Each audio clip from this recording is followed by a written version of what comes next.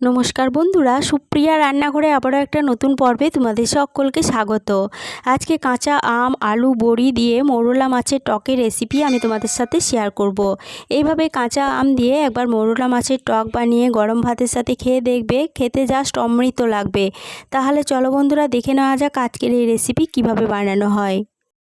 মৌরলা মাছের টক বানানোর জন্য এখানে 250 গ্রাম মৌরলা মাছ নিয়েছি। মাছটা ভালোভাবে বেছে তারপরে জল দিয়ে ভালোভাবে ধুয়ে পরিষ্কার করে নিয়েছি। এবার এই মাছের মধ্যে দিয়ে দেব 1 চা চামচ লবণ আর দিয়ে দেব 1/2 চা চামচ হলুদের গুঁড়ো। এবার এই লবণ ও হলুদ গুঁড়ো মাছের সাথে খুব ভালোভাবে মেখে নেব। মাছের মধ্যে লবণ ও হলুদ গুঁড়ো খুব ভালোভাবে মাখিয়ে নেওয়া হয়ে গেছে। এবার এই মাছটা 5 মিনিটের জন্য রেস্টে একটা সাইডে সরিয়ে রাখছি। আর এদিকে নিয়েছি আমি দুটো মিডিয়াম সাইজের আলুর খোসা ছাড়িয়ে ঠিক এইভাবে লম্বা করে কেটে নিয়েছি।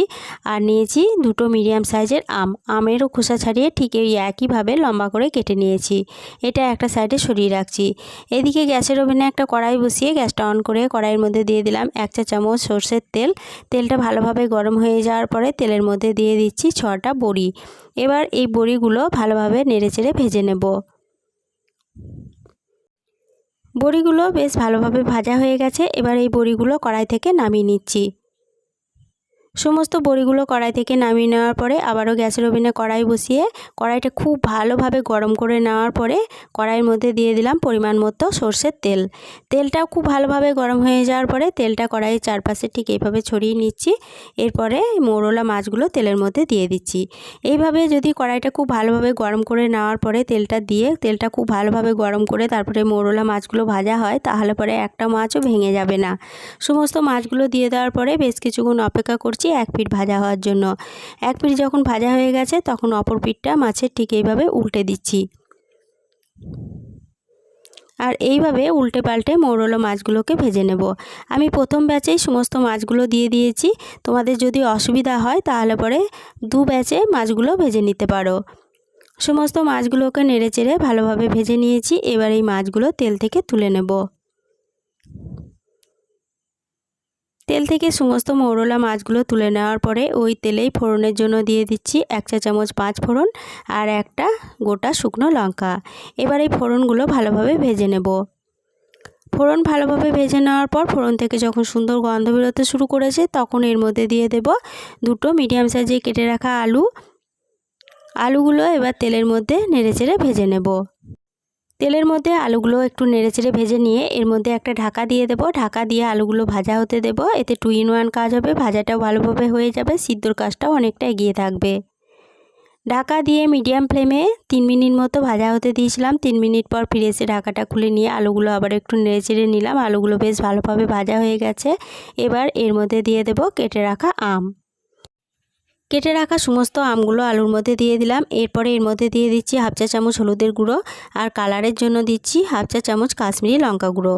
এবার গ্যাসের ফ্লেমটা মিডিয়ামে রেখে আমগুলো আলুর সাথে একটু নেড়েচেড়ে ভেজে নেব। এখানে আমি কাশ্মীরি লঙ্কা গুঁড়োটা শুধুমাত্র কালারের জন্য ব্যবহার করেছি। এই কাশ্মীরি লঙ্কা গুঁড়োর জন্য কিন্তু কোনো রকম স্বাদের পার্থক্য হবে না। যদি কাশ্মীরি লঙ্কা গুঁড়ো না দিতে চাও তাহলে পরে এটা স্কিপ করে যাবে। আমের সাথে আলুগুলোকে 2 মিনিট মতো নেড়েচেড়ে ভেজে নিলাম। এরপরে এর মধ্যে দিয়ে দিচ্ছি 1.5 বাটি পরিমাণ জল। জলটা দিয়ে দেওয়ার পরে এর মধ্যে দিয়ে দিচ্ছি স্বাদ অনুযায়ী লবণ আর দিয়ে দিচ্ছি 1 টেবিল চামচ চিনি। এখানে আমি 1 টেবিল চামচ চিনি ব্যবহার করেছি, তবে তোমরা কীরকম মিষ্টি খাবে আর আমটা কীরকম টক সেরকম অনুযায়ী কিন্তু চিনির পরিমাণটা কম বেশি করে নিতে পারো। চিনি ও লবণটা সমস্ত উপকরণের সাথে ভালোভাবে নেড়ে মিশিয়ে নিয়ে এর মধ্যে একটা ঢাকা দিয়ে এটাকে বেশ কিছুক্ষণ রান্না করে নেব।